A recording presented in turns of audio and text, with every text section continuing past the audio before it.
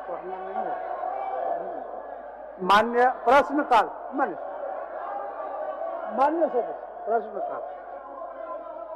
मान्य सदस्य श्री राज सिन्हा जी, माननीय सदस्य श्री राज सिन्हा जी। अध्यक्ष महोदय, अध्यक्ष महोदय, अध्यक्ष महोदय, हाउस को ऑर्डर में लाया जाए महोदय, हाउस को ऑर्डर में लाया जाए अध्यक्ष महोदय। बंद, आप लोग बंद, आप लोग बंद, आप लोग बंद, आप लोग बंद।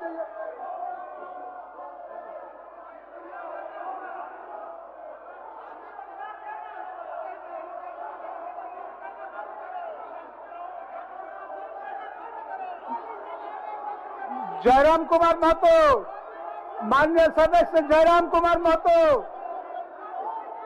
आपका प्रश्न बहुत अच्छा है। जयराम कुमार महतो। अध्यक्ष महोदय धन्यवाद, लेकिन मेरा सवाल तो मंत्री जी तो फिर हंगामे के बीच है, तो हम सवाल कैसे करें? माननीय सदस्य, माननीय अध्यक्ष महोदय, माननीय सदस्यगण, माननीय सदस्यगण, माननीय सदस्यगण, माननीय सदस्यगण, आप लोग आसन पर जाइए। ट्रेजरी बेंच के सारे लोग आसन पर जाइए। ट्रेजरी बेंच के सब लोग आसन पर जाइए। आप आसन पर जाइए। ट्रेजरी बेंच के माननीय सदस्य आसन पर जाइए। चलिए आप लोग आसन पर चलिए। ट्रेजरी बेंच के सारे लोग चलिए। माननीय सदस्यगण, आप लोग भी चलिए। थोड़ा चलने दीजिए, बहुत मुश्किल से हो जाए, चलने दीजिए। माननीय सदस्यगण,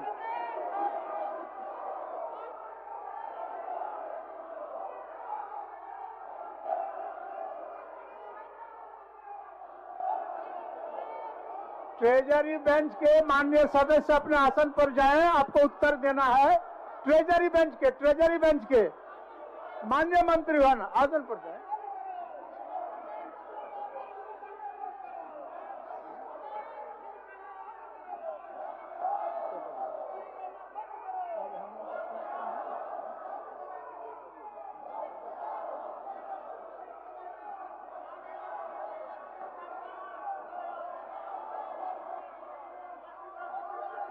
पेपर ले लीजिए, पेपर ले लीजिए, पेपर।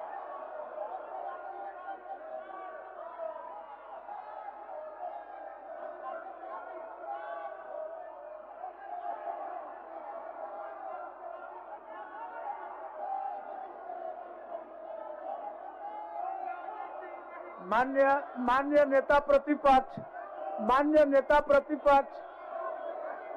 नेता प्रतिपक्ष अपने सदस्यों को आसन पर बुलाने का कष्ट करेंगे।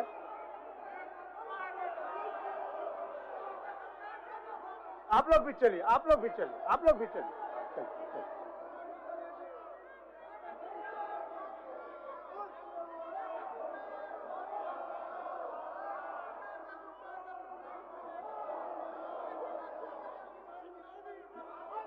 देखिए, बहुत मुश्किल से सभा का कार्रवाई हो रही है।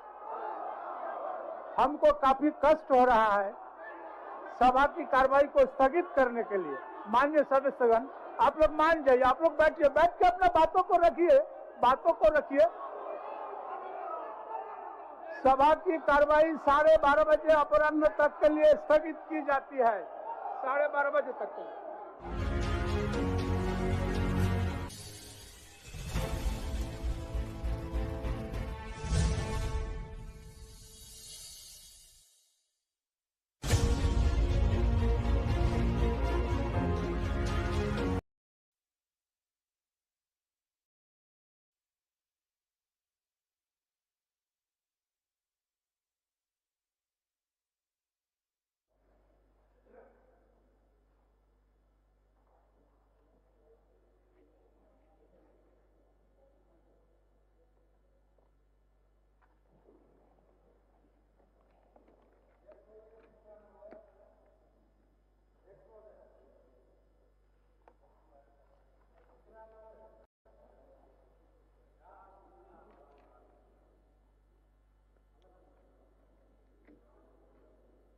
नियमानुसार ग्राह्य शून्यकाल की सभी सूचनाएं पढ़ी हुई मान ली गई और उन्हें संबंधित विभाग को भेज दी जाए। अब ध्यान आकर्षण।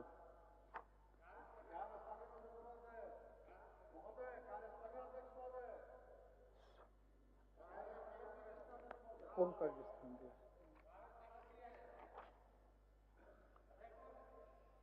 श्री राज सिन्हा 100 ने सूर्यहंस एनकाउंटर के विषय पर स्वतंत्र जांच एजेंसी सीबीआई के जांच कराने के संबंध में कार्य स्थगन की सूचना दी है। श्री आलोक कुमार चौरसिया 100 ने खेतीहर जमीन के रैयतों पर रिम्स 2 हॉस्पिटल के निर्माण एवं प्रशासन द्वारा पूर्व मुख्यमंत्री को हाउस अरेस्ट होने के विषय पर कार्य स्थगन की सूचना दी है। चलते सत्र में इन दोनों सूचनाओं पर चर्चा संभव है, अतएव कार्य स्थगन की सूचनाओं को अमान्य किया गया। अब ध्यान आकर्षण। सर्वश्री रोशन लाल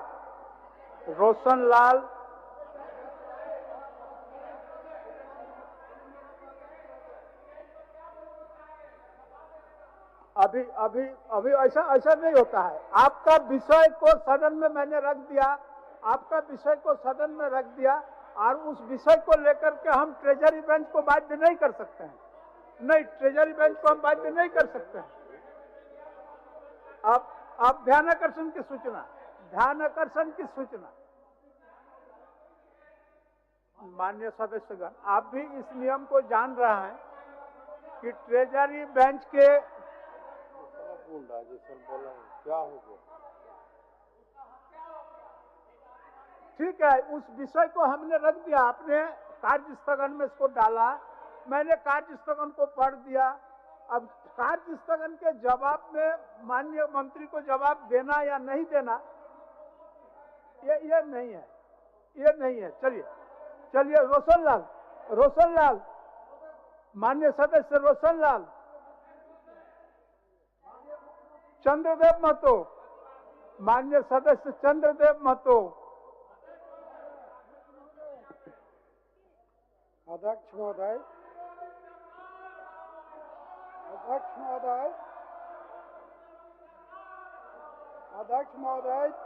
मेरा सवाल था कि 15 वित्त आयोग की राशि का अभी तक मिल नहीं पाया है, और इसके चलते पंचायत चंद्रदेव जी बैठ जाइए। माननीय सदस्य, आप लोग कृपया अपना आसन पर जाएं। माननीय सदस्य आसन पर जाएं। माननीय सदस्य उनका वोट ले लो, आसन पर जाएं। माननीय प्रभारी मंत्री वित्त। अध्यक्ष महोदय, मैं भारत का संविधान के अनुच्छेद 151(2) के अनुसरण में भारत का नियंत्रक महालेखा परीक्षक का झारखंड में एकीकृत वित्तीय प्रबंधन प्रणाली पर प्रतिवेदन झारखंड सरकार वर्ष 2025 का प्रतिवेदन संख्या 31 मार्च 2024 को समाप्त हुए वर्ष की राज्य वित्त लेखा परीक्षा प्रतिवेदन एवं भारत के नियंत्रक महालेखा परीक्षक का मार्च 2023 को समाप्त हुए अवधि के लिए प्रतिवेदन झारखंड सरकार वर्ष 2025 की प्रतिवेदन संख्या 3, जिसे विधानसभा के समक्ष रखने हेतु भारत सरकार के नियंत्रक महालेखा परीक्षक माननीय राज्यपाल महोदय के पास आसन पर जाए।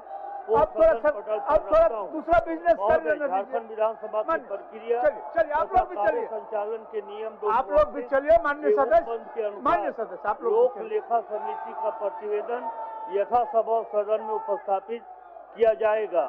मैं प्रस्ताव करता हूं कि विधानसभा के समक्ष रखे जाने के पश्चात और उन पर लोक लेखा समिति द्वारा परिनिरीक्षण किए जाने से पूर्व ये जनता में बिक्री के लिए उपलब्ध हो।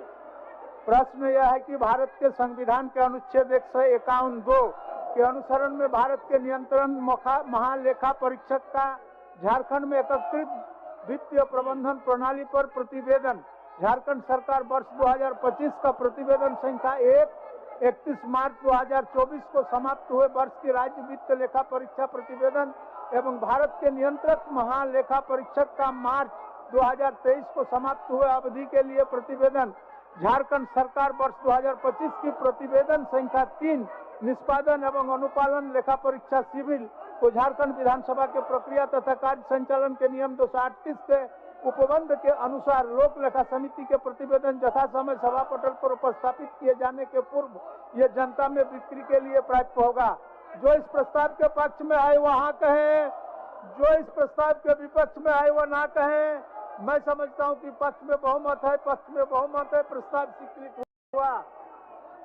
प्रभारी मंत्री संसदीय कार्य मंत्री। अध्यक्ष महोदय, मैं मंत्रिमंडल सचिवालय एवं निगरानी विभाग का विभिन्न अधिनियमों के अंतर्गत गठित नियमावलियों की एक संकलित प्रति सभा पटल पर रखता हूं। सभापति प्रत्यायुक्त विधानसभा, सभापति प्रत्यायुक्त विधानसभा।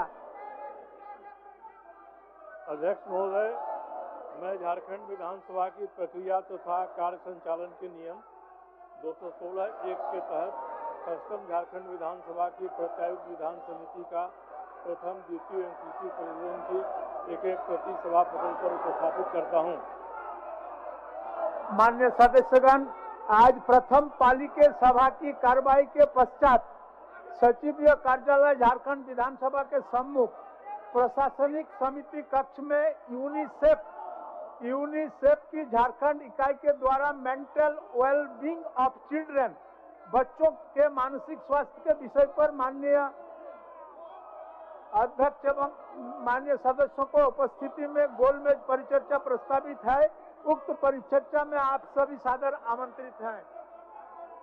पंचम झारखंड विधानसभा, माननीय सदस्यगण, पंचम झारखंड विधानसभा वर्ष 2019-24 की कार्यवाही का मुद्रण सभा सचिवालय द्वारा कराया गया है। संपूर्ण कार्यवाही कुल 48 भागों में प्रकाशित किया गया है। सभी माननीय सदस्य सभा सचिवालय के कमरा संख्या 330 ईस्ट विंग, तीसरा तल, कार्यवाही शाखा से प्राप्त कर सकते हैं।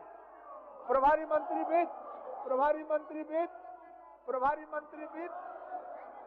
अध्यक्ष महोदय, वित्तीय वर्ष 2025 माननीय सदस्य आसन में चले। प्रथम अनुपूरक व्यय विवरणी का अनुदान तथा नियोजन की मांगों की अनुसूची में सम्मिलित मांग संख्या 4 के लिए 31 मार्च 2026 को समाप्त होने वाले वर्ष के भीतर भुगतान के दौरान जो व्यय होगा उसकी पूर्ति के लिए 22 करोड़ 45 लाख रुपए से अनधिक राशि प्रदान की जाए। यह प्रस्ताव राज्यपाल जी के सिफारिश पर किया गया है। माननीय सदस्यगण, प्रथम अनुपूरक व्यय विवरणी की अनुदान मांग संख्या 4 मंत्रिमंडल सचिवालय एवं निगरानी विभाग, मंत्रिमंडल सचिवालय एवं समन्वय प्रभाग पर श्री सत्येंद्र नाथ तिवारी एवं श्री राज सिन्हा सौ के कटौती प्रस्ताव क्रमांक 4 से 5 व्यापक है। माननीय सदस्य श्री सत्येंद्र नाथ तिवारी अपना कटौती प्रस्ताव प्रस्तुत करें। अध्यक्ष महोदय, मैं मांग करता हूं कि इस शीर्षक की मांग 10 रुपए से घटाई जाए। माननीय सदस्यगण, श्री सत्येंद्र नाथ तिवारी की अपना वक्तव्य दूसरी पाली में शुरू करेंगे।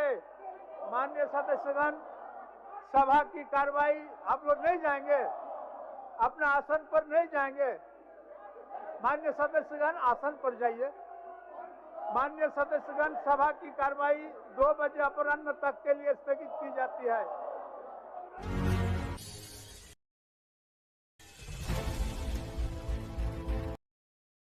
किया और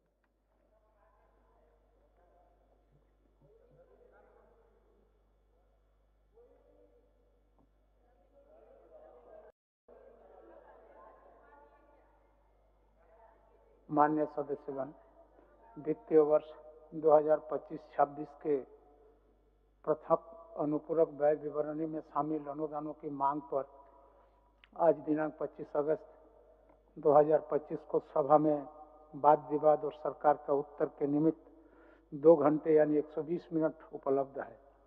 मैं कटौती प्रस्ताव पेश करने वाले माननीय सदस्यों को 15 मिनट तथा सरकार के उत्तर के लिए 20 मिनट का समय निर्धारित करते हुए शेष 85 मिनट का आवंटन निम्न प्रकार से करता हूँ। झारखंड मुक्ति मोर्चा सदस्य संख्या 33, समय 36 मिनट।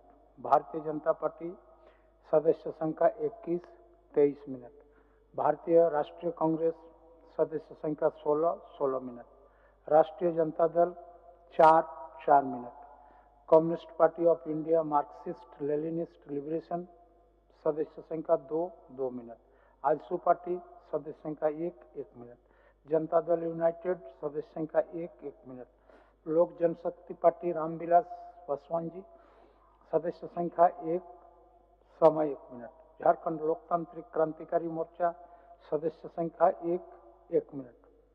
माननीय सदस्य श्री सत्येंद्र नाथ तिवारी जी अपना वक्तव्य आरंभ करें। अध्यक्ष महोदय, मैं अपना कटौती प्रस्ताव वापस लेकर एक अच्छा परिपाटी भी प्रारंभ करना चाहता हूं। सरकार से मेरी कोई मांग नहीं है। सरकार एटलीस्ट संज्ञान में ले। मैं जिन 3 बिंदु की ओर प्रकाश डालूंगा। आज आदरणीय दीपम गुरु जी राज्य के खास करके ट्राइबल समाज के इतने बड़े नेता हुए, इसलिए हुए कि उन्होंने काफी विघ्न बाधा को झेला। यूनाइटेड बिहार में उनको शूट करने का भी आदेश दिया था, लेकिन मैं धन्यवाद देता हूं गुरु जी को, जिन्होंने गरीब गुरबा की आवाज, महाजनों से कैसे उन्हें मुक्ति दिलाया जाए, आदिवासी को कैसे दारू हड़िया से दूर रखा जाए, कैसे उनका डेवलपमेंट किया जाए। आज उसी नक्शे कदम पर झारखंड सरकार भी चलने का कई अवसर पर हल्फ भी लेती है, कहती भी है कि नहीं हम गुरु जी के नक्शे कदम पर चलेंगे। गुरु जी तो हड़िया दारू के विरोधी थे, हम उस पर नहीं जाएंगे कि ये दारू बेचने के लिए बड़े बड़े फ्लैक्स बोर्ड विज्ञापन लगाया जा रहा है कि भाई अधिक से अधिक दारू पियो ताकि राज्य को रेवेन्यू मिल सके। छोड़िए, उस पर नहीं ज्यादा जाएंगे अध्यक्ष महोदय। हम कह सकते हैं कि आज सुरजा हांसदा भी कमोबेश गुरु जी के नक्शे कदम पर ही चल रहा था। वह व्यक्ति भी आदिवासी की लड़ाई लड़ रहा था। अध्यक्ष महोदय, अरे आज अध्यक्ष महोदय बोलने दिया जाता है। अरे बैठाइए अध्यक्ष महोदय, बैठाइए अध्यक्ष महोदय, आज व्यवस्था का प्रश्न है। कमोबेश मान्यवर व्यवस्था का प्रश्न है। मान्यवर व्यवस्था का प्रश्न है। अध्यक्ष महोदय, अध्यक्ष महोदय, आपको बोलवाएंगे, अध्यक्ष महोदय, बैठिए। माननीय सदस्य, उनको बोलने दीजिए। आप 1 मिनट। सत्येंद्र जी, संसदीय कार्य मंत्री कुछ बोलना चाहते हैं। अध्यक्ष महोदय, 1 मिनट, आप लोग बैठ जाइए। संसदीय कार्य मंत्री कुछ बोलना चाहते हैं। 1 मिनट, बोलिए बोलिए। बैठिए आप लोग। संसदीय कार्य मंत्री कुछ महोदय, एक ऐसे व्यक्ति की तुलना यदि किसी अपराधी प्रवृत्ति के व्यक्ति के साथ किया जाए तो ये बड़ा दुर्भाग्यपूर्ण है। मैं आपसे आग्रह करूंगा, आसन से आग्रह है कि जो माननीय सदस्य सत्येंद्र तिवारी जी ने जो टिप्पणी की है वो टिप्पणी स्पंज किया जाए। बहुत अध्यक्ष महोदय, नेल्सन मंडेला, अध्यक्ष महोदय, नेल्सन मंडेला। नहीं, अध्यक्ष महोदय, अभी संसदीय कार्य मंत्री जी ने उनको अपराधी घोषित किया। हम सबको पता है केस जब पॉलिटिकल क्षेत्र में काम करते हैं, लोग संघर्ष करते हैं, अनेकों प्रकार के केस होते हैं। और सूर्या हांसदा एक राजनीतिक व्यक्ति थे, उनके 4 बार वो बोरियो विधानसभा से चुनाव लड़े हैं, काफी लोकप्रिय भी रहे। हम जानते हैं कि उनके ऊपर 24 केस है, लेकिन उसमें भी अधिकांश केसों में 15 ऐसी केस है जो समाप्त हो चुकी है, और शेष केसों में जमानत पर है, किसी में प्रोसेस पर था। लेकिन अभी और जहां तक इन्होंने कहा कि अपराधी किस्म के, तो मैं कहूंगा कि आज जिनको हम लोग विषम गुरु कहते हैं, अब याद करिए उन्होंने किस किस प्रकार की केस में दिल्ली के तिहाड़ जेल में भी वो बंद रहे। हम सबको पता है, मैं यहाँ उल्लेख नहीं करना चाहता उसको। इसलिए किसी के ऊपर केस हो जाए और उनको हम अपराधी कहे, तो मैं समझता हूँ ये शायद ये उचित नहीं है, क्योंकि कोर्ट ने, न्यायालय ने उनको कोई अपराधी नहीं घोषित किया था। और इसीलिए ये जो उधर से इतना उत्तेजना हो रही है, भाई हम लोग तो इतना ही कह रहे हैं कि आप उसको सीबीआई से जांच करा दीजिए, बात खत्म है। और राज्य के मुख्यमंत्री को सीबीआई जांच के लिए रेफर कर दीजिए, आपको तो खर्चा भी उसमें नहीं होने वाला है कुछ भी। फिर जांच एजेंसी सीबीआई जांच करेगी, फिर आपको तकलीफ क्या है सरकार को। इसलिए अध्यक्ष महोदय, किसी के ऊपर अगर केस है और उनको हम लोग अगर अपराधी घोषित करेंगे, तो मैं समझता हूं कि यह सदन के लिए भी ठीक नहीं है। हम लोग कोई न्यायाधीश यहाँ नहीं है। इसलिए मैं कहूंगा कि जो संसदीय कार्य मंत्री ने कहा कि अपराधी है, इस बात को वापस ले, मैं ये निवेदन कर रहा हूँ। क्या हमलाल बाबू? हाँ, वही तो कह रहे, वापस ले, उसको हटावे अध्यक्ष महोदय, उसको अपराधी उनको कैसे आप कहेंगे कि। अच्छा सुनिए सुनिए, वही क्या है, वही क्या है, इसको सुनिए, बोलिए। अध्यक्ष महोदय, सूर्या हांसदा का प्रकरण भारतीय जनता पार्टी के द्वारा इधर कुछ दिनों से बड़ा हॉट केक के रूप में इसको प्रस्तुत कर रही है जनता के बीच में। महोदय, एक तो माननीय सदस्य जो अभी उठाया कि माननीय गुरुजी शिबू सोरेन के साथ सूर्या हांसदा का तुलना इन्होंने कर रहा है, जो कहाँ मने समझ में आ रहा है कि कहाँ राजा भोज, कहाँ भोजवा तेली, गंगो तेली। तो ये आंदोलनरत व्यक्ति जो अभी माननीय प्रतिपक्ष के नेता कह रहे थे कि वो भी आंदोलन कर रहे थे।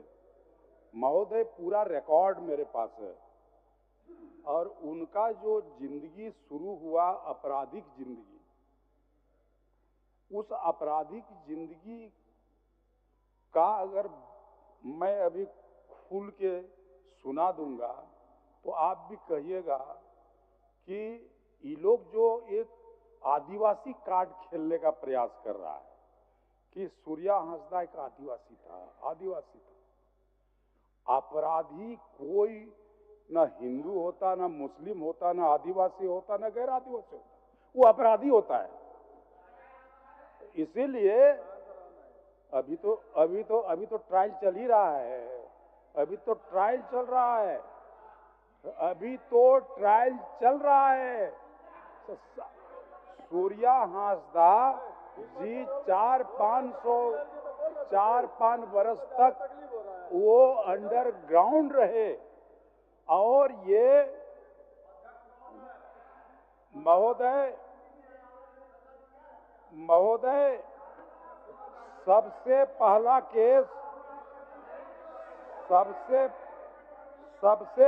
केस महोदय, बोलिए। महोदय 26/12/3 को एक हत्या का केस उनके खिलाफ में दर्ज हुआ, जिसमें धारा 302, 448 आपको दे रहे हैं भाई, आपको 15 मिनट के समय दंड आपका हम दे रहे विधान हैं। संख्या आपको हम 27 गिन के दे- आर्म एक्ट के तहत महोदय उसमें आरोप पत्र भी दाखिल हुआ है 91/2002/2006 दे रहे हैं भाई, उनका समय हम दे रहे हैं। 31/8/2006 को समर्पित किया। महोदय उसके जब बाद किसी विषय उठा दूसरा है, मामला आप विषय में कोई बोलना चाहता हाँ। है तो आसन क्या करेगा?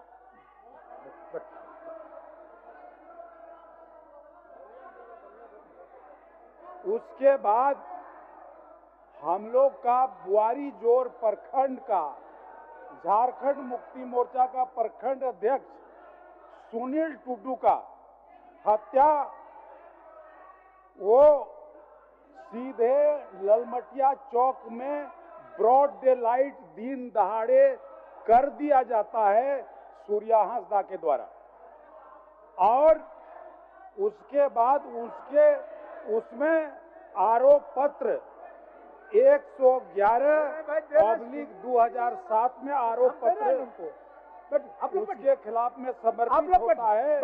31/12/2007 को वो आरोप पत्र दाखिल हुआ। महोदय उसके बाद 26/12/2006 को धारा 302, 120B, 64 भारतीय विधान 27 आर्म्स एक्ट ये स्वर्गीय सुभाष चंद्र गुप्ता का मर्डर हुआ। और ये मर्डर इसलिए हुआ कि लोहंडिया बाजार में एक हॉस्पिटल बनाने का ठेका था। सूर्या हांसदा बोला कि वो ठेका हम करेंगे, और जब ये नहीं माना तो उस ठेका के बदले उसका जान ले लिया गया। महोदय काहे चिंता करते हैं, उनको समय हम देंगे। देखिए माननीय सदस्य, देखिए माननीय सदस्य के खिलाफ में आरोप पत्र दाखिल हुआ। माननीय सदस्य, माननीय सदस्य, प्रथम पालिका जब शुरुआत हुआ, तो ये विषय आया, आप लोग कार्य स्थगन दिए, इसी विषय को आया है। आप मान लीजिए बजट में बोलने का जब प्रक्रिया शुरू हुआ, फिर भी विषय तो आया। उसके बाद माननीय प्रतिपक्ष नेता भी इस पर हिस्सा लिए। प्रतिपक्ष के नेता को हमने नहीं रोका, उनको बोलने दिए। अब उनको हम कैसे रोके? बोलते हैं, फिर उनको समय 4/2/2007 को जिछू सिंह, बैठिए आप लोग बैठिए। जिछू सिंह नाम का व्यक्ति का मर्डर होता है, उसमें भी इसी का नाम आता है। और 19/12/2007 को उनके खिलाफ में आरोप पत्र दाखिल होता है। आरोप पत्र उसमें भी दाखिल हुआ। उसके बाद महोदय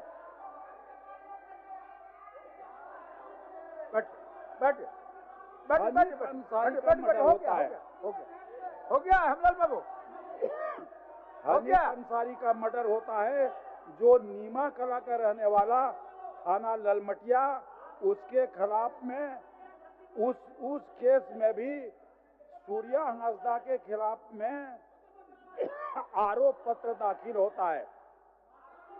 और ये आरोप पत्र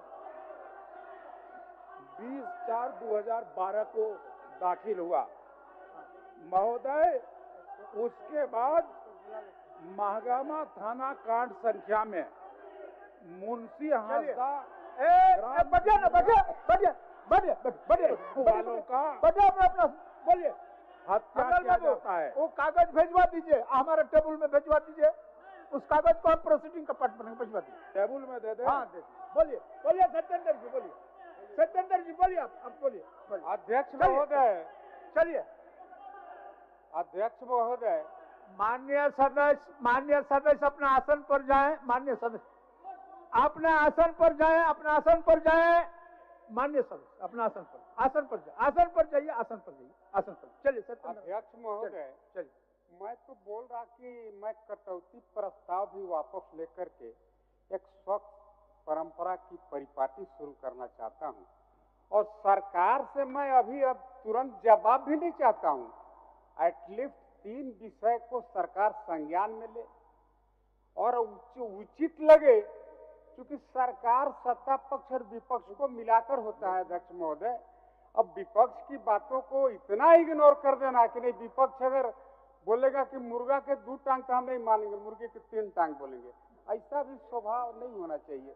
ये दिखना चाहिए कि भाई सत्ता पक्ष विपक्ष दोनों मिल करके सरकार है और आप तो निष्पक्ष हैं अध्यक्ष महोदय। मैं वही बोल रहा था, सुरजा हांसदा का जो हत्या एनकाउंटर हुआ उसकी सीबीआई जांच करा दे। और एक दूसरा विषय महोदय, अभी आप देख रहे होंगे रिम्स पार्ट 2 का बहुत चर्चा, बहुत बाजार गर्म है। आदिवासी जान देने को लिए बाध्य है। अब 250 कल्टीवेटेड एग्रीकल्चर लैंड, जबकि वैसे भी ग्रीन फील्ड में, ग्रीन लैंड में आप कोई कंस्ट्रक्शन का काम नहीं कर सकते हैं। वैसे परिस्थिति में सरकार वहां पर रिम्स 2 बना करके बनाना नहीं चाहती है। माननीय सदस्य, सप्लीमेंट्री बजट के साथ, सप्लीमेंट्री बजट में डिस्कशन के साथ इन तमाम विषय का कोई रेलिवेंसी है? नहीं, हम मान लेते हैं आपका विषय, हम मान लेते हैं, हम तो वापस भी लेंगे, लेकिन हम चूंकि ये जो चल रहा है ये बजट पर चर्चा है। अच्छा, बजट आपने कटौती प्रस्ताव दिया, आपने कटौती दिया अध्यक्ष महोदय। बजट ये भी बजट पर है कि सरकार किस प्रकार से पैसा को दुरुपयोग कर रही है। जब झारखंड में कई मेडिकल कॉलेज की क्या हालत है, जीर्ण है। आप माननीय नेता प्रतिपक्ष हैं, उसकी भी हालत क्या है? आपका तो काउंटर हम करेंगे नहीं। उसके बाद लोगों की किसानी का जमीन, आदिवासी का जमीन और लूटेंगे और पैसे भी खर्च कर रहे हैं। तो आपकी बजट का पैसा भी सरकार का हम लोग बचाना चाहते हैं, इसलिए हम कह रहे हैं कि ये बजट से बाहर ये नहीं बोल रहे हैं विधायक जी। अध्यक्ष महोदय, आप कम से कम सुनिए। हम सुन रहे हैं। आपने हेमलाल को कितना लंबा समय तक सुना? नहीं, हमने उनको बोलने आप के लिए जिस समय उस समय माननीय नेता प्रतिपक्ष, आपको हम काफी सम्मान करते हैं और उसको शांत करने में कितना मशक्कत करना पड़ा आप भी जान रहे हैं। प्रथम पाली से लेकर के अब तक यही विषय प्रतिध्वनित हो रहा था, इसीलिए सोचे कि आप भी कुछ इंटरफेयर किए, वो भी किए, तो बोले ठीक है, पटाक्षेप हो जाए। चलिए अध्यक्ष महोदय, एक तीसरा और अंतिम विषय सरकार मनली संज्ञान में ले। सरकार के वादा को मैं याद दिलाता हूं कि भाई आपने वादा किया था, बड़े बड़े सभाओं में वादा किया, छोटे छोटे सभा में आपने वादा किया, बोले कि हम आदिवासी के हितैषी हैं, हम गरीब किसान दबे कुचले के हितैषी हैं। अध्यक्ष महोदय, आज पूरे राज्य में सरकार की जगहसाई हो रही है। सरकार अपने किए वादे से पलट गई। कैसे पलट गई? सरकार ने कहा था कि गर्मजरुआ खास जमीन का हम निबंधन करेंगे, रजिस्ट्री करेंगे, बिक्री के लिए उसको परमिशन देंगे, रसीद कटेगा, ऑनलाइन होगा।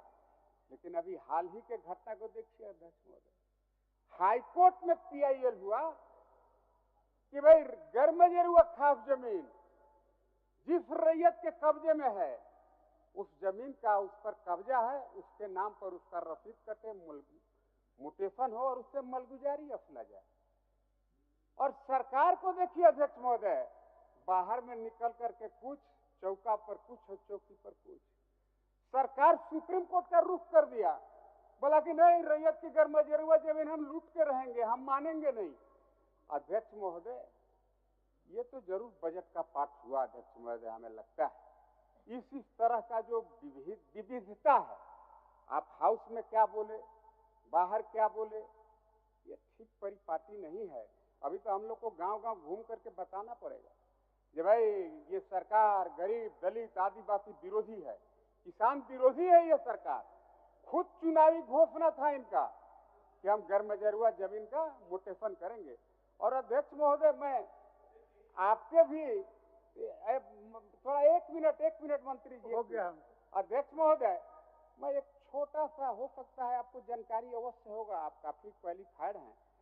यूनाइटेड बिहार का गजट नोटिफिकेशन है कि भाई देश आजादी के बाद गजट नोटिफिकेशन यूनाइटेड बिहार से हुआ कि भाई जिस जमीन पर जिस रैयत का कब्जा है, भाई अंचल के सीओ, सीआई, सर्वेयर, कर्मचारी गांव में जाएंगे, हर एक प्लॉट पर जाएंगे, हर स्थल पर जाएंगे और वह जमीन जिसके कब्जे में होगा उसका मुटेशन करके उससे मलगुजारी वसूलेंगे।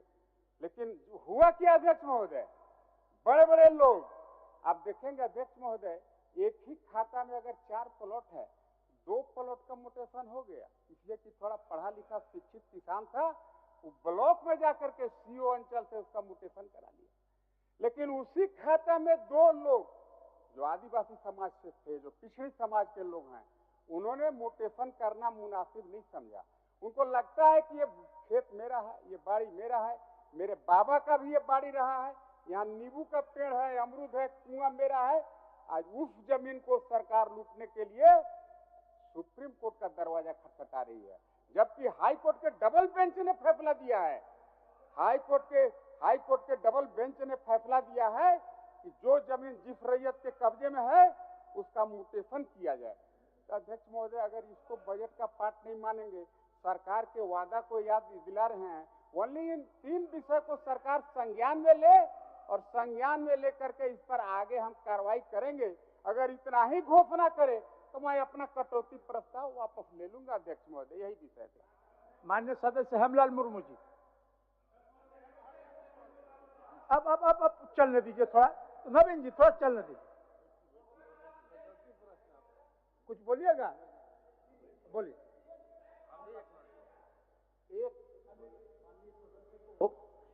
एक पुरानी बात खाली याद दिला देना चाहते हैं कि गैरमजरूआ जमीन को प्रतिबंधित सूची में डालने के आदेश की तिथि और उस पर हस्ताक्षर को भी जरा सा याद कर लीजिएगा।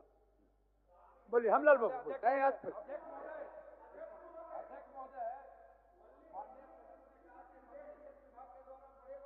लगा करके प्रचार प्रसार किया जा रहा है, ये गलत है महोदय, प्रोसीडिंग से निकाला जाए। कहीं कोई मद निषेध विभाग बड़े बड़े होर्डिंग प्रचार प्रसार नहीं कर रहा महोदय, इसको प्रोसीडिंग से पार्ट से निकाला जाए महोदय। असत्य है।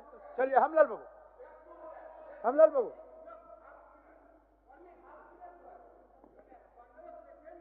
आपने छोड़ दिया, नहीं आपका ट्रेन निकल गई अध्यक्ष महोदय। नहीं, मंत्री जी ने जो कहा कि डेट बताइए, ये 26 अगस्त 15 अध्यक्ष महोदय। उन दिनों के सोन जी रेवेन्यू के सेक्रेटरी हुआ करते थे। उन दिनों 26 अगस्त 15 को सरकार का यह नोटिफिकेशन है कि भाई गैरमजरूआ जमीन को हम प्रतिबंधित सूची में रखेंगे। ठीक, चलिए हेमलाल बाबू, हेमलाल बाबू, हेमलाल बाबू शुरू करिए। अध्यक्ष महोदय,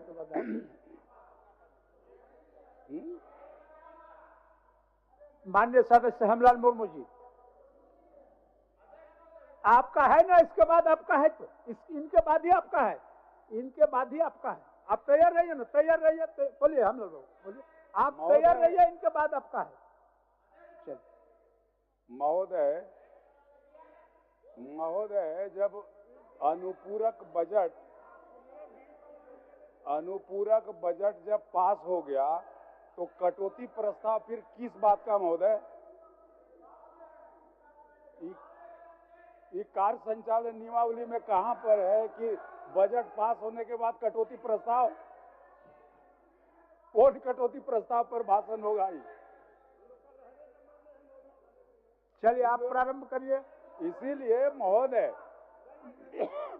इन लोग के पास कोई कार्यक्रम, कोई भी वैसा जनता के लिए, इस राज्य के जनता के लिए इन लोग के पास नीति नहीं है जो ये लोग जनता के बीच में रख सके। असल माननीय मुख्यमंत्री हेमंत बाबू के सफल नेतृत्व में जो सरकार चल रही है, इस सरकार से इन लोग को बर्दाश्त नहीं हो रहा है कि सरकार यदि यही हालत में चलता रहे, सरकार के उत्तर के समय होगा। हम लोग को अभी सरकार का पाली है ना, के लिए कम से कम 20 बरस और प्रतीक्षा करना पड़ेगा।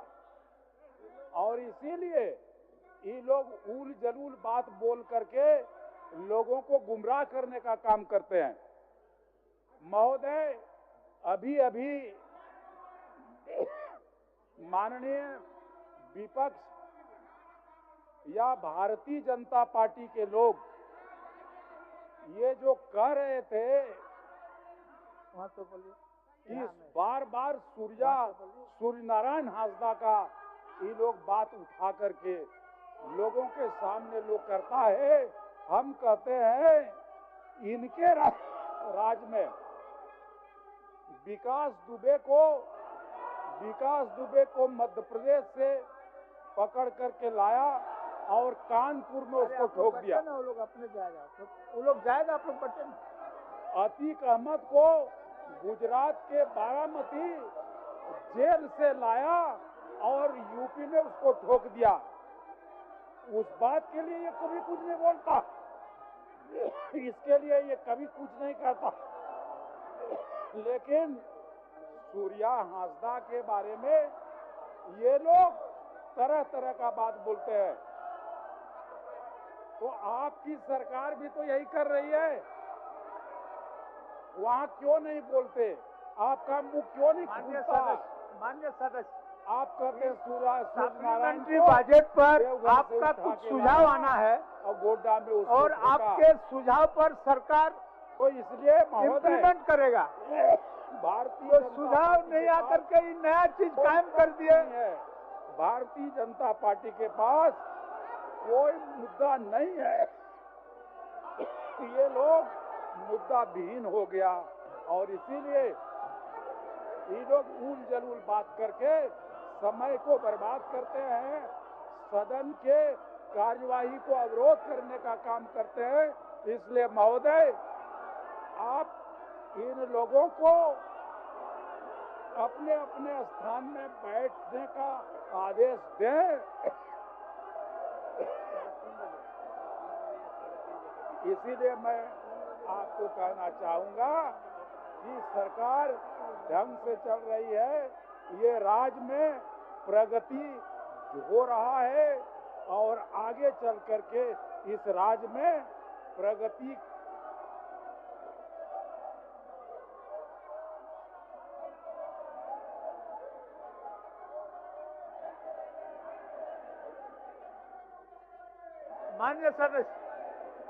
मान्य सदस्य अपना आसन ग्रहण करिए। मान्य सदस्य अपना आसन ग्रहण करिए। बजट पर स्वस्थ आलोचना चर्चा होने दीजिए। का मामला उठाता है। ये जमीन अधिग्रहण तो ऑलरेडी हो चुका है। मैं काल दिल्ली में था, एकड़ जमीन और आदरणीय दिल्ली के गृह मंत्री जी इसमें 70 एकड़ जमीन संसदीय व्यवस्था के बारे में बोल रहे थे और बड़े ही दुख व्यक्त किए। सदन में हो चुका है डिस्कशन, तो वैसी स्थिति डिबेट एंड डेलिब्रेशन होना चाहिए, अवरोध नहीं। हमको बहुत ही अच्छा लगा उनका बातों को। माननीय अमित शाह जी का कल भाषण हो रहा था दिल्ली विधानसभा के अंदर। चंपा सोरेन को लोग अकेले छोड़ दिया है। सभा की कार्रवाई जनता पार्टी का 3:30 बजे अपराह्न तक के लिए स्थगित की जाती है। 3:30 बजे तक के लिए स्थगित की जाती है।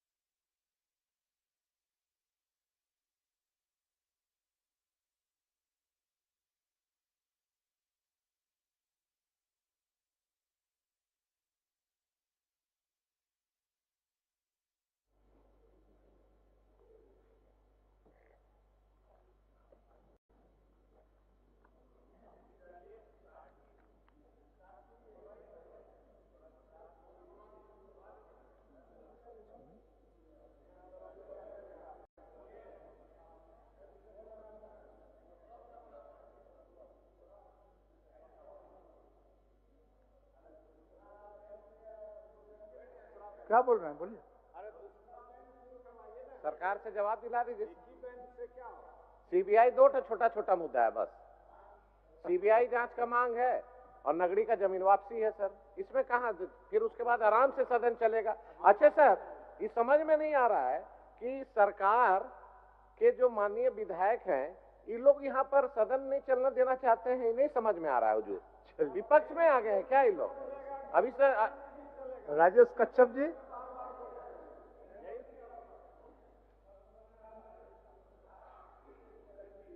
आप बजट पर बोल रहे हैं ना?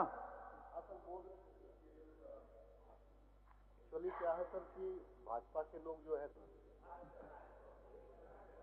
नहीं आप ही का जवाब दे रहे ना, कि भाजपा के लोग जो है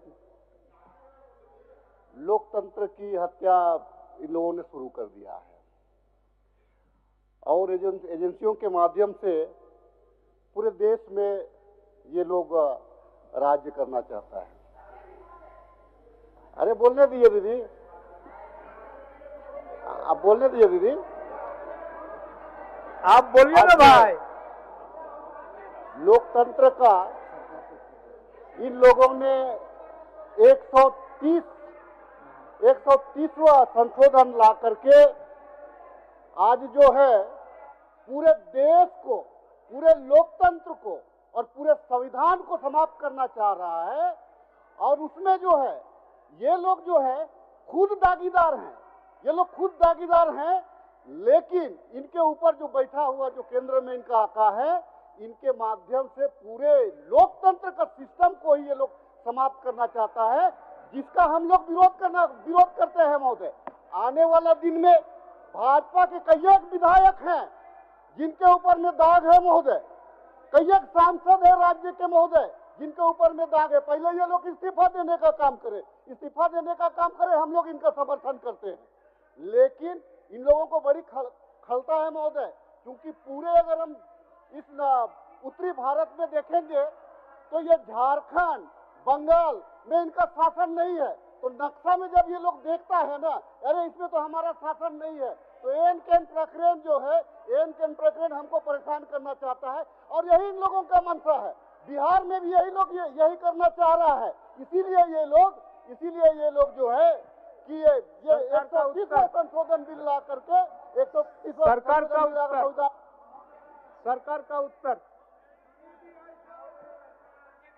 अध्यक्ष महोदय, भारतीय जनता पार्टी, ये तो तय है कि आप लोग डबल स्टैंडर्ड लेके चलते हैं। जब केंद्रीय एजेंसी को झारखंड के इंडिया गठबंधन के नेता के ऊपर लगाना होता है, तब तो आप इस सदन से परमिशन नहीं लेते। सीबीआई तो आपकी एजेंसी है, कर लीजिए ये काम आप। सदन के कार्रवाई को क्यों व्यवस्थित कर रहे हैं? सदन की कार्रवाई को क्यों व्यवस्थित कर रहे हैं?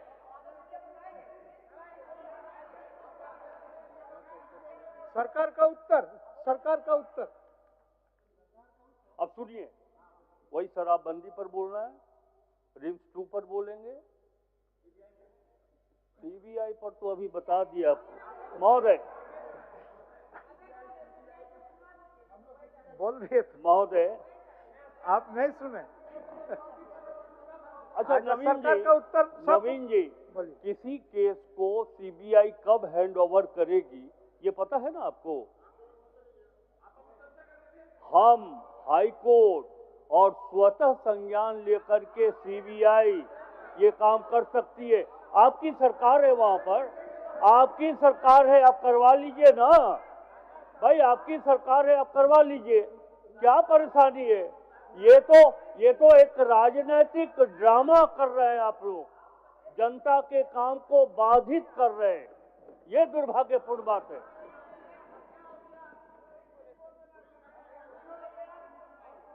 नहीं, ऐसे नहीं चलता है।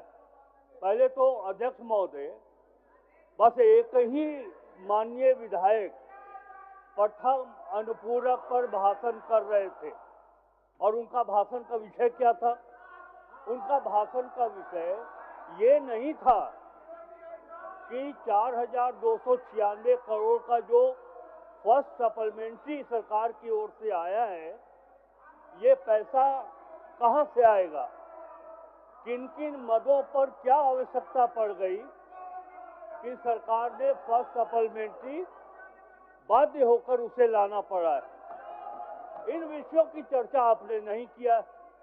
सरकार तो पूरी तैयारी के साथ बैठी हुई है कि अगर यदि इन प्रश्नों को आप उठाते, इन विषयों को आप उठाते, तो सरकार पूर्ण रूप से उत्तर देकर आपको संतुष्ट करती और ये बताती पूरे जिम्मेवारी के साथ कि प्रथम अनुपूरक लाना क्यों आवश्यक था। राज्य हित में, जनहित में जो व्यवस्था हम लोगों ने फर्स्ट सप्लीमेंट्री के माध्यम से किया है, उस व्यवस्था को आप सराहते, आप खुद यह मानते कि नहीं साहब, हेमंत सोरेन जी के नेतृत्व में झारखंड की सरकार का वित्तीय प्रबंधन बहुत ही कुशल है, बहुत ही मजबूत है। महोदय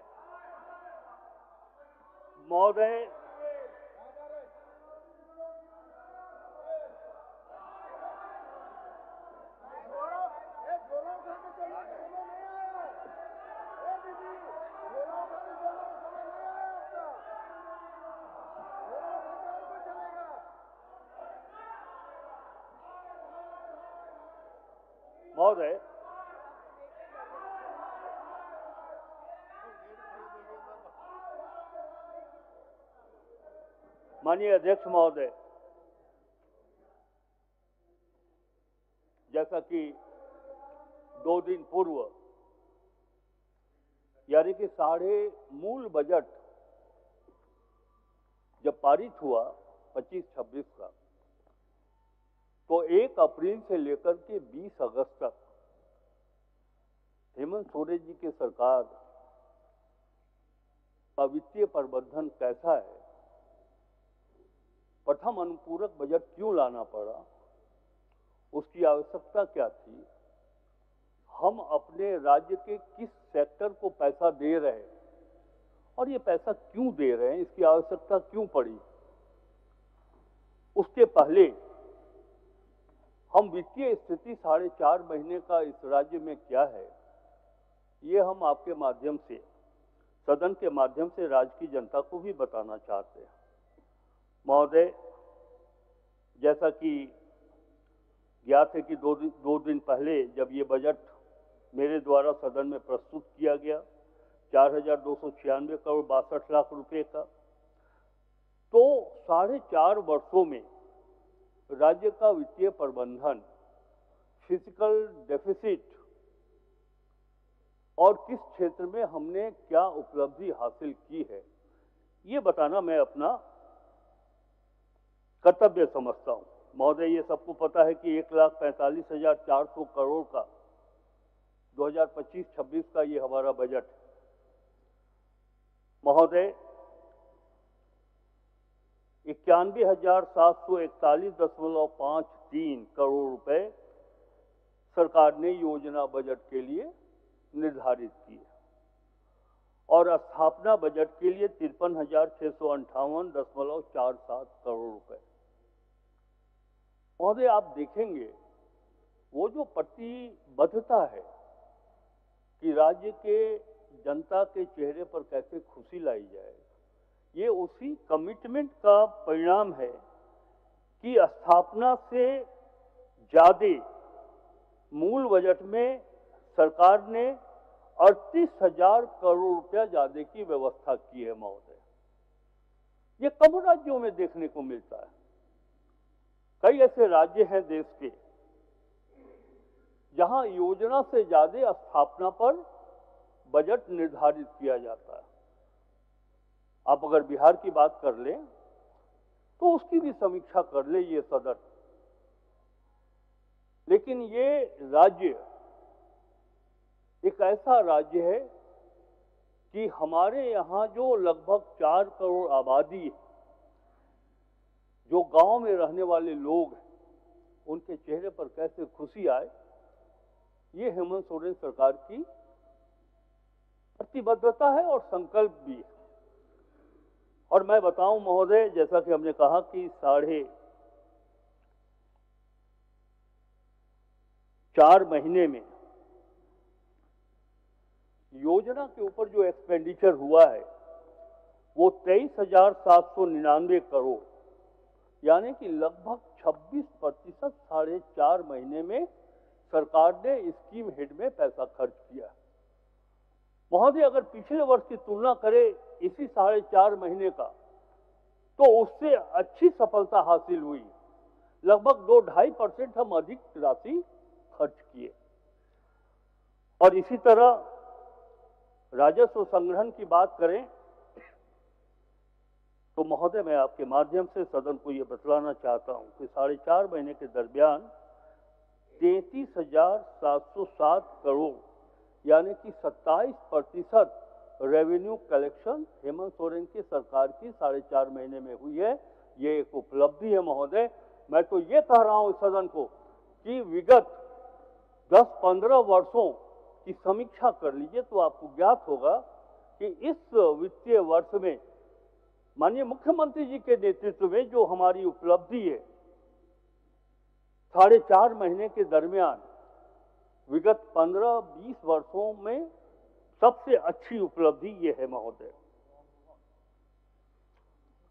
और तभी सर सरयू सर कुछ बोलना चाहते हैं सर जी? आप तो आप 1 मिनट संसदीय कार्य मंत्री क्या सुझाव देना चाहते हैं? महोदय, माननीय वित्त मंत्री जी सरकार की उपलब्धि गिना रहे हैं। अच्छी बात है, सरकार ने उपलब्धि हासिल किया है तो सबके लिए ये गौरव की बात है। मैं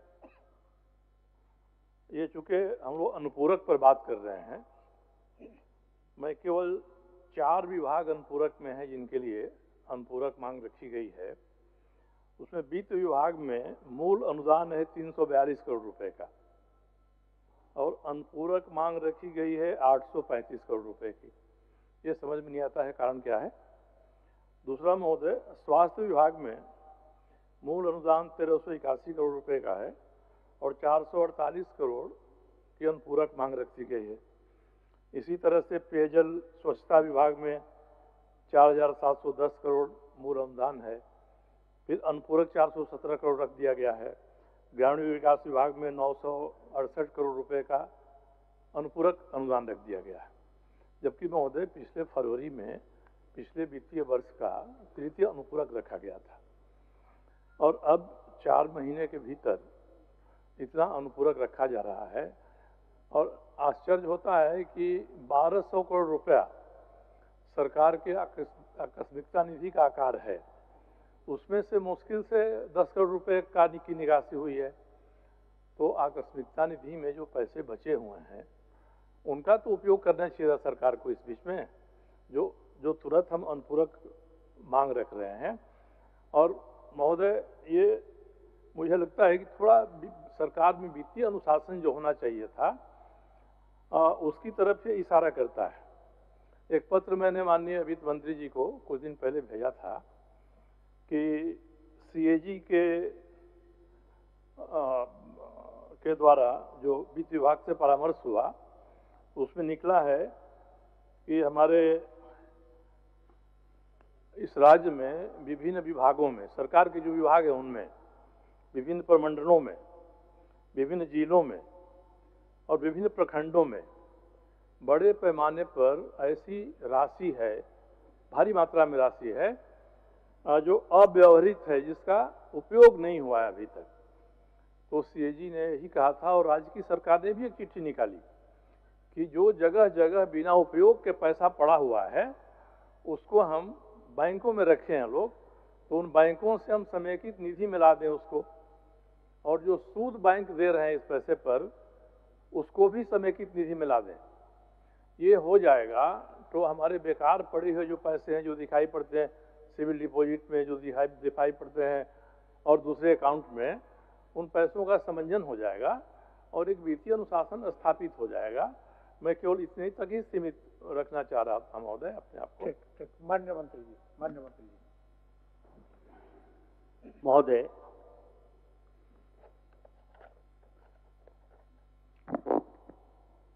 माननीय वरिष्ठ सदस्य श्री सरयू राय जी की जो जिज्ञासा है कुशल वित्तीय प्रबंधन को लेकर, पीएल अकाउंट में जो राशि रखी गई, मैं पूरा प्रयास करूंगा काफी गंभीरता और संजीदगी के साथ कि मैं सरकार की ओर से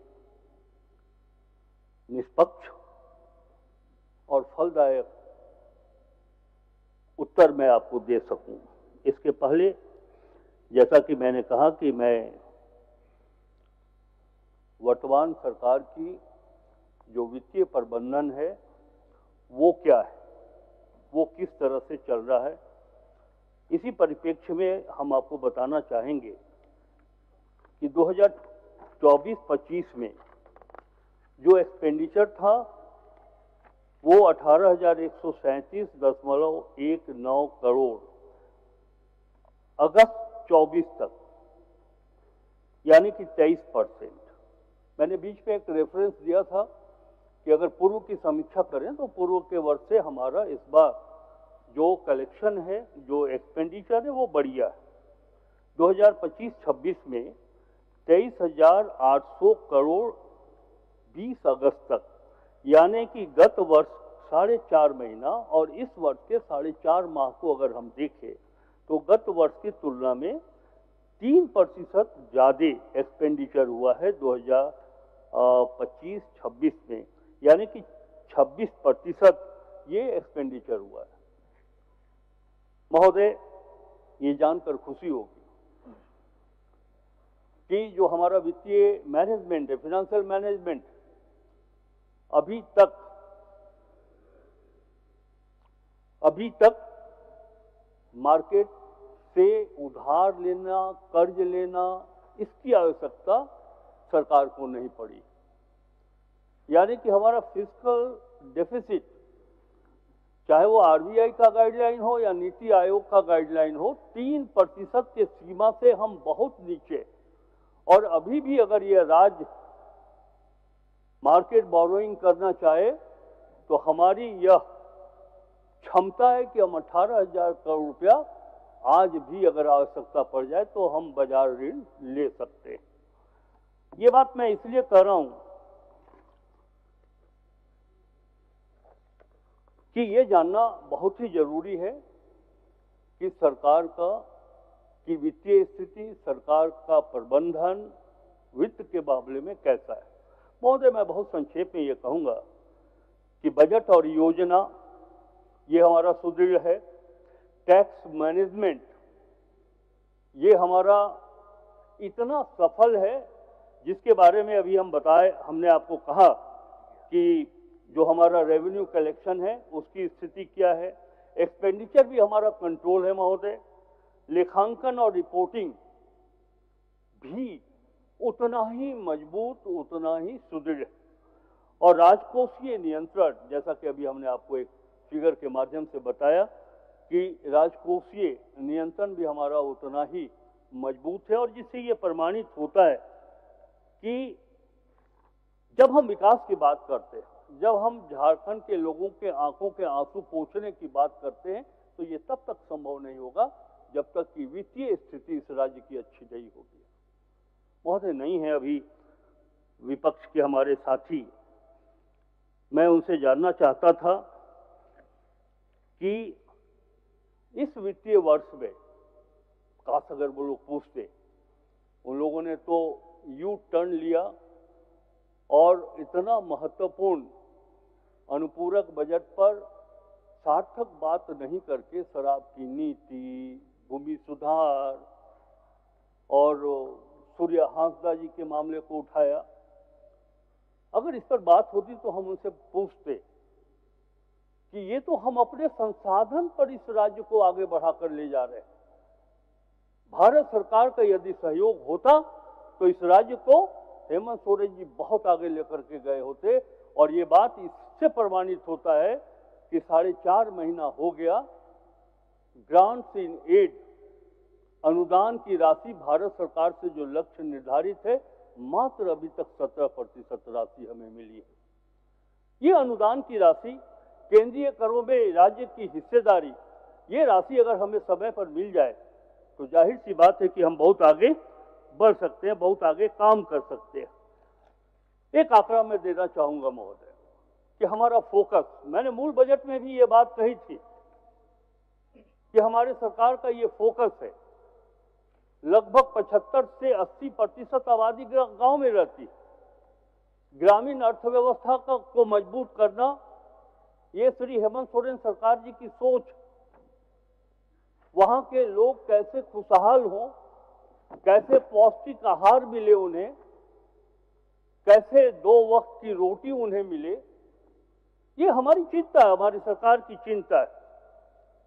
हम कृषि का एक आंकड़ा आपको देते हैं महोदय, आपके माध्यम से सदन को बताना चाहते हैं कि इसका सबसे बड़ा प्रमाण ये कि जो बजट निर्धारण है, हमारा फोकस, हमारी प्राथमिकता क्या है महोदय, ये इसी से पता चलेगा कि 2001 से लेकर 2018-19 तक कृषि विभाग का जो बजट था योजना मद का, वह 15,887.61 करोड़ रुपया था।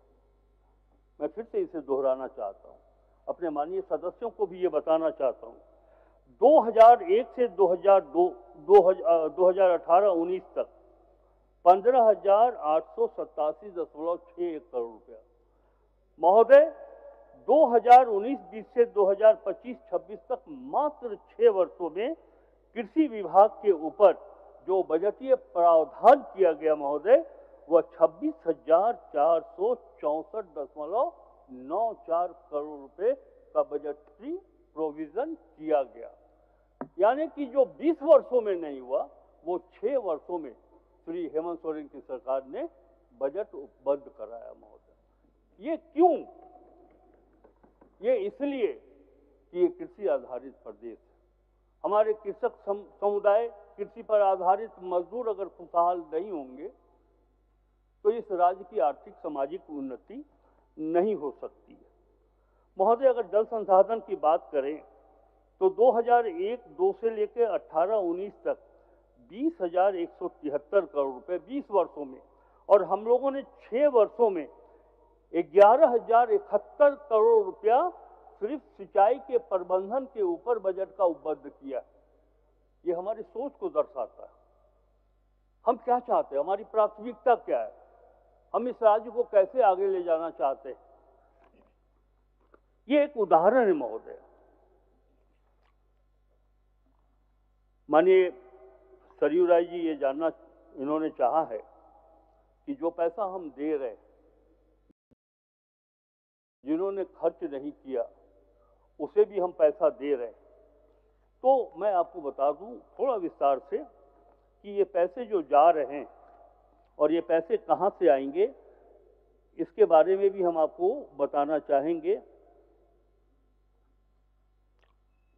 कृषि एवं पशुपालन विभाग बिरसा बीज उत्पादन एवं वितरण के शीर्षों में त्रुटिपूर्ण एंट्री के सुधारने के लिए सरकार को 13.72 करोड़ रुपए का अनुपूरक प्रावधान किया गया। इसी तरह पशुपालन प्रक्षेत्र के अंतर्गत पशुधन गणना में 2 करोड़ रुपए का अनुपूरक व्यवस्था करने का प्रावधान किया गया। ग्रामीण विकास विभाग PMAYG के राज्यांश सड़ के निर्माण एवं DRDA प्रशासन के लिए 968.79 करोड़ रुपए का अनुपूरक बजट सदन में उपस्थापित किया गया है। ग्रामीण कार्य विभाग में मुख्यमंत्री ग्राम सड़क योजना के लिए 166 करोड़ रुपए का प्रावधान किया जाना आवश्यक था, तभी अनुपूरक बजट के माध्यम से इसका प्रावधान किया गया। महोदय, जब पारा शिक्षक आंदोलन करते हैं, अपने वेतनमान को लेकर के वो तमाम राजनीतिक दल और सरकार को घेरते, किसी की चिंता नहीं हुई। लेकिन इस अनुपूरक बजट के माध्यम से शिक्षा के मंदिर में कार्यरत पारा शिक्षकों के मानदेय के लिए 420 करोड़ रुपए का बजटीय प्रावधान अनुपूरक बजट के माध्यम से किया गया है महोदय। इसका कोई विरोध कर सकता है क्या? हमारा प्रतिपक्ष थोड़ी भी चिंता अगर सदन के अंदर दिखलाते, सदन में उपस्थित होते, तो इस प्रस्तावना का समर्थन करते महोदय। इसी तरह नगर विमानन, महिला एवं बाल विकास, वन एवं पर्यावरण विभाग, स्वास्थ्य, शिक्षा एवं परिवार कल्याण विभाग, पेयजल एवं स्वच्छता विभाग, सूचना एवं जन संपर्क विभाग, इन 11 विभाग में अनुपूरक बजट के माध्यम से हम लोगों ने यह व्यवस्था की है कि वो विभाग जिनको जरूरत है उसके लिए कैसे सप्लीमेंट्री के माध्यम से हम उन्हें फंड उपलब्ध कराएं। सरयू राय साहब ने जानना चाहा है कि पैसा कहां से आएगा। महोदय, मैं बताऊं आपके माध्यम से सदन को कि भारत सरकार से 1476 करोड़ रुपए ये पैसा हमें प्राप्त हो रहा है और जो सरेंडर राशि है वो 1642 करोड़ रुपए, यानी कि दोनों को मिला दें तो कुल 3118 करोड़ रुपए। और मैं इस बात को भी सदन में रखना चाहता हूं बड़े ही साफगोई के साथ कि राज्य कोष से 1177 करोड़ रुपए का अधिभार होगा, जिसमें 832 करोड़ पेंशन फंड की राशि के सरेंडर होने से हमें प्राप्त होगा। इस प्रकार कुल अधिभार 345 करोड़ रुपए इस राज्य के वित्तीय प्रबंधन पर पड़ेगा, वित्तीय भार पड़ेगा। इसकी व्यवस्था कैसे होगी? 345 करोड़ रुपए, उसके बहुत सारे उपाय अच्छी तरह से वरिष्ठ नेता जानते हैं इस बात को कि सरकार के पास धनराशि की कोई कमी नहीं है। कैसे हम आगे बढ़ाएंगे?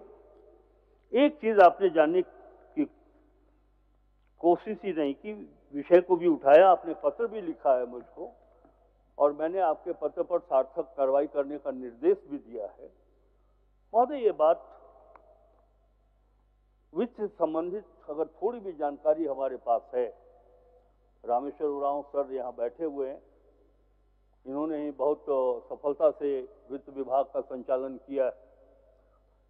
मैं स्वयं इस बात को ठीक नहीं मानता कि सरकारी धनराशि बिना व्यवहार में लाए हुए पीएल अकाउंट्स में उसे रखा जाए। मैंने इसकी समीक्षा की, वित्त मंत्री पद संभालने के साथ ही मैं खुद ये जानता हूं कि कुशल वित्तीय प्रबंधन में पीएल अकाउंट्स में पैसा रखना, वो भी लंबे समय तक, ये वित्तीय प्रबंधन के लिए ठीक नहीं है। जब मैंने इस बात की समीक्षा की, ठीक से वो आंकड़े मुझे याद नहीं है, लेकिन जहां तक मैंने समीक्षा का मैं स्मरण कर पा रहा हूं, महोदय 2010 से 11 से लगभग 22,000 करोड़ रुपया पीएल अकाउंट में धारित था। महोदय, माननीय मुख्यमंत्री जी का यह निर्देश प्राप्त हुआ कि वो पैसा जो ना तो योजना में जा रहा है, ना स्थापना में जा रहा है, पीएल अकाउंट में पड़ा हुआ है। और महोदय, एक बात बताएं कि अगर हम बाजार ऋण लेने के लिए बाहर निकले तो सीधे तौर पर कहेगा कि 22,000 करोड़ रुपया तो आपके खजाने में पड़ा हुआ है, तो फिर ऋण किस बात की? यानी कि पीएल अकाउंट में जो पैसा धारित, हम मार्केट बोरोइंग भी नहीं कर सकते। हम हमारे विभाग के सचिव माननीय मुख्यमंत्री जी के निर्देश पर बहुत वर्षों के बाद माननीय सदस्य श्री सरयू राय जी को ये बताना चाहेंगे कि 4.5 महीने के दरमियान में हम लोगों ने लगभग 4,000 करोड़ रुपया राजकोष में जमा करवाया है। महोदय, ये सरकार की नीति को बतलाता है, सरकार की सोच को प्रदर्शित करता है। अभी मैंने कहा कि एक कुशल वित्तीय प्रबंधन ये हम सबों के लिए ये पहली प्राथमिकता है। महोदय, सरकार के सामने ज्वलंत चुनौतियों का सामना करना, मैं देख रहा था कि अभी तक जो न्यूज नाले लगभग 8 लाख नौजवान बेरोजगार थे और ये फिगर हमने लेबर डिपार्टमेंट से प्राप्त किया और ये जानकर सदन को काफी खुशी होगी, आसन को भी खुशी होगी कि हेमंत सोरेन जी की सरकार विगत 5-6 वर्षों के दरमियान, 5 ही वर्ष कहा जाए तो ज्यादा अच्छा है, कि लगभग 1.5 लाख लोगों को रोजगार उपलब्ध कराया है और वो संख्या घट के 7 लाख के आसपास रह गया है महोदय। ये हमारी चुनौती है। हमारे राज्य में जो रजिस्टर्ड अनएम्प्लॉयड यूथ है, कैसे हम उनको एम्प्लॉयमेंट दें, कैसे उन्हें रिसोर्सेज उपलब्ध कराएं कि वो अपने पैर पर आर्थिक रूप से खड़े हो सकें, ये एक चुनौती है जिसे हम पूरा करेंगे महोदय। महोदय, अभी हमारे सामने एक सबसे बड़ी चुनौती यह है, भारी बारिश हुई। आपके और कार्य मंत्रणा समिति और मुख्यमंत्री जी ने खुद कहा है कि यह जो मानसून सत्र है ये समर्पित किया जाता है राज्य के किसानों के लिए, उस पर विशेष चर्चा होगी। मैं बहुत विस्तार से उस पर जाना नहीं चाहूँगा, लेकिन इतना मैं जरूर कहना चाहता हूँ, क्योंकि विभागीय मंत्री को इस पर उत्तर करना है। लेकिन एक बड़ी चुनौती है महोदय, लगभग 2 लाख, ये आंकड़े ऊपर नीचे भी हो सकते हैं, एकड़ में अतिवृष्टि के कारण भदई, दलहन, तेलहन की खेती को क्षति पहुंची है। जिन किसानों को ये क्षति हुई है उसकी भरपाई कैसे होगी, ये हमारे मुख्यमंत्री श्री हेमंत सोरेन जी की चिंता में प्राथमिक स्थान रखता है। ये अंदर से काफी भावनात्मक है, संवेदनशील है। वो किसान जो लगातार सुखाड़ का सामना करता रहा है और इस बार की जो जानकारी मुझे है कि अब तक यानी कि 20 अगस्त तक लगभग 700 मिलीमीटर बारिश होनी चाहिए थी। महोदय, प्रकृति की कृपा 950 मिलीमीटर बारिश झारखंड में हुई है इन अगेंस्ट ऑफ 700 मिलीमीटर, और उससे इतना नुकसान हुआ है खेती को। कई 6-7 हजार जो मकान हैं, कच्चे मकान, वो गिर पड़े। मैं इस बात को इसलिए कह रहा हूं कि फर्स्ट सप्लीमेंट्री पर हम शराब की चिंता नहीं कर रहे, हम तो चिंता, हमारी सरकार चिंता कर रही है उन गरीबों की जिसके मकान गिर गए, उन किसानों की जिन्हें फसलों की क्षति पहुंची। ये हमारी प्राथमिकता है महोदय। मैं एक बार फिर आपके माध्यम से सदन को ये विश्वास दिलाना चाहता हूं कि हमारी जो वित्तीय स्थिति है या जो मैनेजमेंट है, इस राज्य को चाहे मैया समान योजना हो या राज्य संपोषित कोई अन्य योजना हो, राशि की कोई कमी नहीं होने देंगे। इस सदन में बहुत ही गंभीरता से इस बात को राज्य का वित्त मंत्री इस बात को कह रहा है, कोई कमी नहीं होगी। और हमारी कोशिश यही है कि जो हमारी योजनाएं और जहां ये पहुंचनी चाहिए योजनाओं का लाभ, इस योजना का लाभ हम वहां तक पहुंचाएंगे। कई लोग, 1-2 दिन पहले भी बात हो रही थी, लोगों ने कहा कि मैया सम्मान योजना फ्री बीज है। मूल बजट में संबोधित करते हुए मैंने कहा आदिवासी महिलाओं की क्या मिला अब तक महिलाओं को? एक सरकार थी आदरणीय रघुवर दास की, वो महिलाओं को 1 रुपया में जमीन रजिस्ट्री करवाते थे। भूमि सुधार की बात भी सत्येंद्र तिवारी कर गए, अवसर नहीं था, नहीं तो मैं इस प्रकार का भी हम और हमारे सभी साथी पूर्ण रूप से जवाब दे पाते हैं। बताइए, कोई गरीब आदमी, कमजोर वर्ग का घर, वो महिलाएं 1 रुपये में रजिस्ट्री कराएगी और रजिस्ट्री कराने में उसमें 4 लाख, 5 लाख, 8 लाख रुपए लगेगा, कहां से वो रजिस्ट्री करा पाती? और जो कह करके कि समाज में रहने वाले गरीबों को फायदा होगा, उसमें एक लोग ने भी रजिस्ट्री नहीं करवाई। सब सुखी संपन्न लोगों ने रजिस्ट्री, उसका लाभ उठाया। ये आपकी सोच है, ये आपकी नीति थी। हमारी सरकार की नीति एकदम स्पष्ट है कि हम ग्रामीण अर्थव्यवस्था को मजबूत करें। हम गांव में या शहर में भी जो हमारी जरूरत है प्रतिदिन प्रति व्यक्ति हम दूध कम से कम 500 ग्राम उन्हें उपलब्ध हो, राष्ट्रीय औसत के हम बराबर खड़े हों, ये हमारी चिंता है। हम आज आंध्र से, पश्चिम बंगाल से, केरल से मछली मंगाते हैं, मछली का उत्पादन झारखंड में बढ़े, हम अपने खपत के अनुसार उत्पादन बढ़ाएं और हमारी मछलियां राज्य के दूसरे देशों में बिक्री हो, हमारा राजस्व भी बढ़े, ये महोदय हमारी सोच है। मैया समान योजना के बारे में कह रहे थे महोदय, मैं गांव, सभी लोग गांव से आते हैं, वो महिलाएं, ये उज्ज्वला गैस के तरह फ्री बीज नहीं है। लाखों की संख्या में झारखंड में भी ठीक चुनाव के पहले, आपको भी याद होगा महोदय, तो हम तो आपसे ही जानना चाहते हैं कि आपके क्षेत्र में जितना उज्ज्वला गैस बांटा गया चूल्हा, कोई कामयाब है? कोई गरीब खरीद पा रहा है, रिफिल करवा पा रहा है? 1200 रुपया लगा करके गैस सिलेंडर, वो फ्री बीज योजना थी, सिर्फ वोट लेने के दृष्टिकोण से हुआ था। लेकिन हेमंत सोरेन जी की सोच, मैया समान योजना उस महिला को जो 2500 रुपया प्रति माह मिल रहा है, जिसके ऊपर लगभग हम वर्ष में 13,000 से अधिक करोड़ रुपया राशि उपलब्ध करा रहे हैं, ये जब मैया के पास पहुंच रहा है, बेटी के पास पहुंच रहा है महोदय, तो मैंने देखा है गांव में कि 4 महीना का 10,000 रुपया जमा करके अपने उन बच्चों को जो नंगे पांव स्कूल जाते थे, उनके लिए जूता खरीद रही हैं ये महिलाएं, उनके लिए सॉक्स खरीद रही हैं, स्कूल का ड्रेस खरीद रही हैं। यह सही उपयोग हो रहा है, ये फ्री बीज नहीं कहा जा सकता है। और सबसे बड़ी बात है कि जब स्थानीय मार्केट में उसका मार्केटिंग हो रहा है तो जीएसटी के माध्यम से वो पैसा राजकोष में पहुंच रहा है। इसीलिए मैं पूरी गंभीरता के साथ कह सकता हूं कि मैया समान योजना फ्री बीज योजना नहीं है, बल्कि राज्य के आधी आबादी महिलाओं के प्रति सम्मान की योजना है महोदय।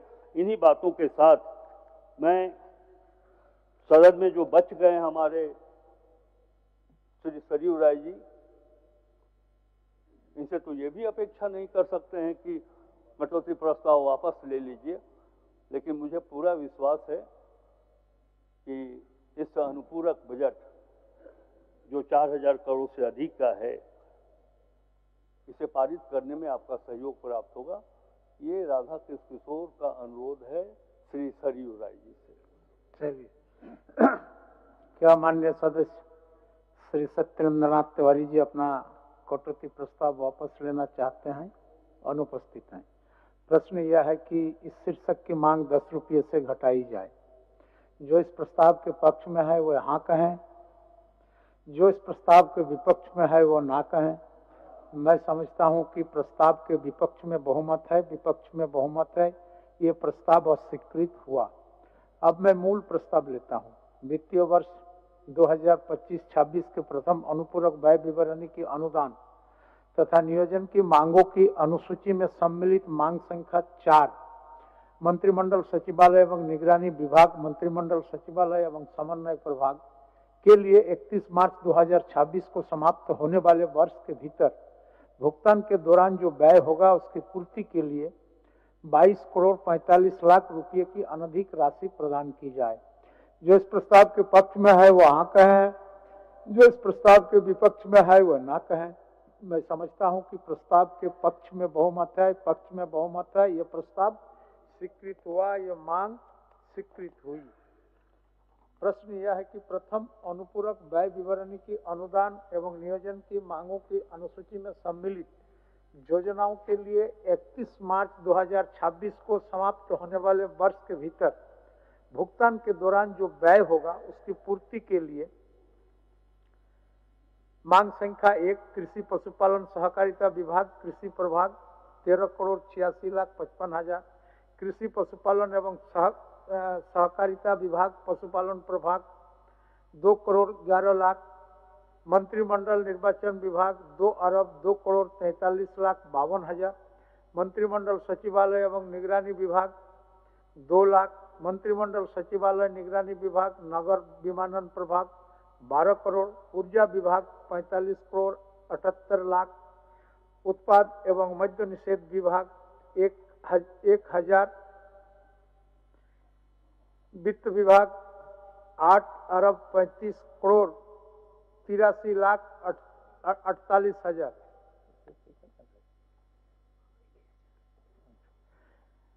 वाणिज्य कर विभाग 20 लाख,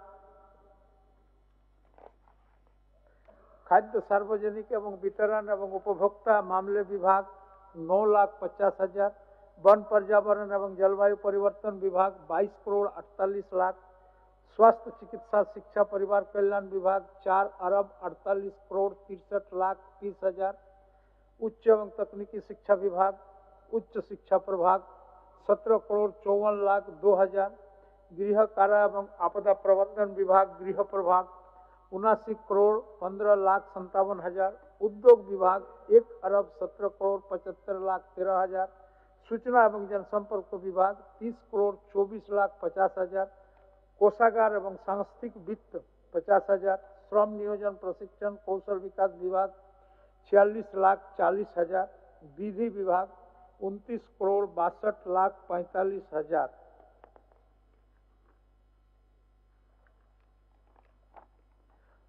अनुसूचित जनजाति, अनुसूचित जाति, अल्पसंख्यक एवं पिछड़ा वर्ग कल्याण विभाग, अल्पसंख्यक कल्याण प्रभाग 30 लाख 50 हजार, विधानसभा 1 करोड़ 18 लाख 50 हजार, कार्मिक प्रशासनिक सुधार तथा राजभाषा विभाग कार्मिक प्रशासनिक सुधार प्रभाग 48 करोड़ 12 लाख 50 हजार, योजना एवं विकास विभाग 2000, पेयजल एवं स्वच्छता विभाग 4 अरब 17 करोड़, कार्मिक प्रशासनिक सुधार तथा राजभाषा विभाग 5 लाख 50 हजार, राजस्व निबंधन एवं भूमि सुधार विभाग निबंधन प्रभाग 47 लाख 6 हजार, गृह कारा आपदा प्रबंधन विभाग आपदा प्रबंधन प्रभाग 1 लाख 24 हजार, राजस्व निबंधन भूमि सुधार विभाग राजस्व एवं भूमि सुधार विभाग प्रभाग 2 करोड़ 27 लाख 30 हजार, पथ निर्माण विभाग 1000,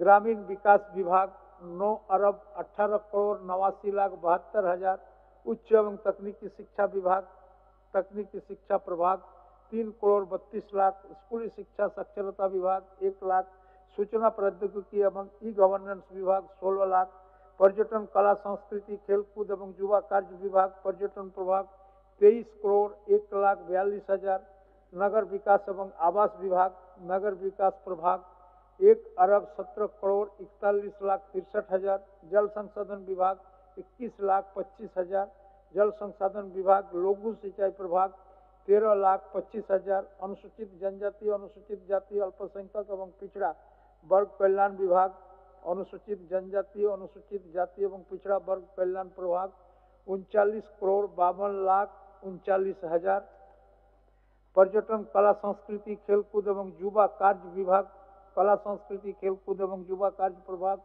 10 करोड़, कृषि पशुपालन सहकारिता विभाग मत्स्य प्रभाग 2 लाख 59 हजार, ग्रामीण कार्य विभाग 1 अरब 66 करोड़, पंचायती राज विभाग 98 करोड़ 56 लाख, स्कूली शिक्षा एवं साक्षरता विभाग सेकेंडरी शिक्षा प्रभाग 5 करोड़ 24 लाख 46 हजार, स्कूली शिक्षा एवं साक्षरता विभाग प्राथमिक एवं वयस्क शिक्षा प्रभाग 4 अरब 20 करोड़, महिला बाल विकास एवं सामाजिक सुरक्षा विभाग 62 करोड़ 5 लाख 87 हजार से अनधिक राशि प्रदान की जाए। जो इस प्रस्ताव के पक्ष में है वह हाँ कहें, जो इस प्रस्ताव के विपक्ष में है वह ना कहें। मैं समझता हूं कि हाँ के पक्ष में बहुमत है, हाँ के पक्ष में बहुमत है, यह प्रस्ताव स्वीकृत हुआ, मांगे स्वीकृत हुई। महोदय, झारखंड विनियोग संख्या 3 विधेयक 2025 प्रभारी मंत्री वित्त। मैं प्रस्ताव करता हूं कि झारखंड विनियोग संख्या 3 विधेयक 2025 को पुनः स्थापित करने की अनुमति दी जाए। प्रश्न यह है कि झारखंड विनियोग संख्या 03 विधेयक 2025 को पुनः स्थापित करने की अनुमति दी जाए। जो इसके पक्ष में है वह हाँ कहें, जो इसके विपक्ष में है वह ना कहें। मैं समझता हूं कि पक्ष में बहुमत है, पक्ष में बहुमत है, प्रस्ताव स्वीकृत हुआ, प्रस्तापित करने की अनुमति दी गई। प्रभारी मंत्री वित्त।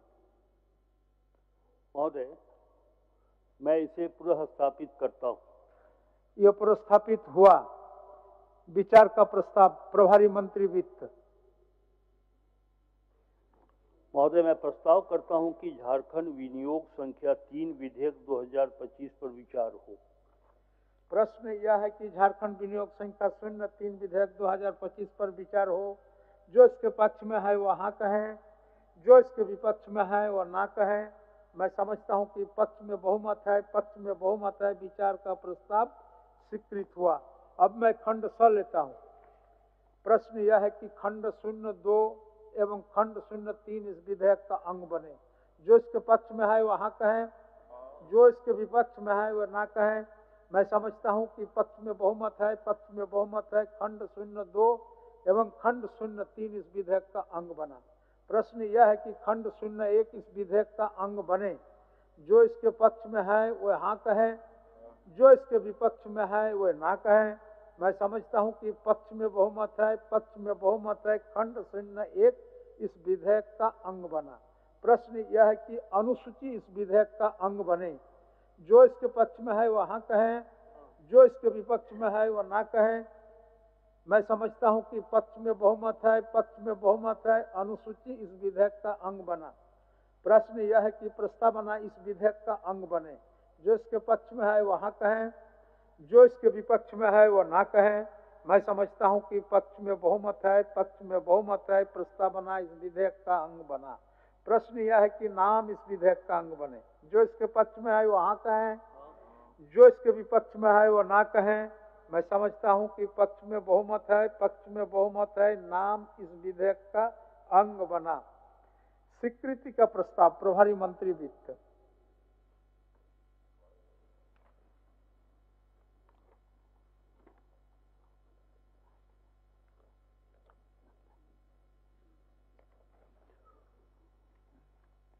अध्यक्ष महोदय, मैं प्रस्ताव करता हूं कि झारखंड विनियोग संख्या 3 विधेयक 2025 स्वीकृत हो। प्रश्न यह है कि झारखंड विनियोग संख्या 03 विधेयक 2025 स्वीकृत हो। जो इसके पक्ष में है वह हाँ कहें, जो इसके विपक्ष में है वह ना कहें। मैं समझता हूं कि पक्ष में बहुमत है, पक्ष में बहुमत है। प्रस्ताव स्वीकृत हुआ। झारखंड विनियोग संख्या 03 विधेयक 2025 स्वीकृत हुआ।